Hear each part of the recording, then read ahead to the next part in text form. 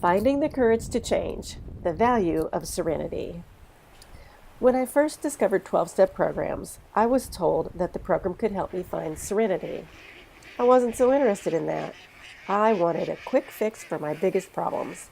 I felt like serenity would come when I had the solutions in place. What I thought I knew was really part of my problem. My thinking was all messed up. I had the cart before the horse, but I couldn't see it. I didn't know what I didn't know. I had a basic misunderstanding of the way life really works. This is a universal experience. Our fellow travelers encourage us with, keep coming back, it works if you work it. As I started to work it, I learned to shift my focus from others and onto myself. I slowly realized that I had an addiction too. I was addicted to the drama of negative emotions of all kinds.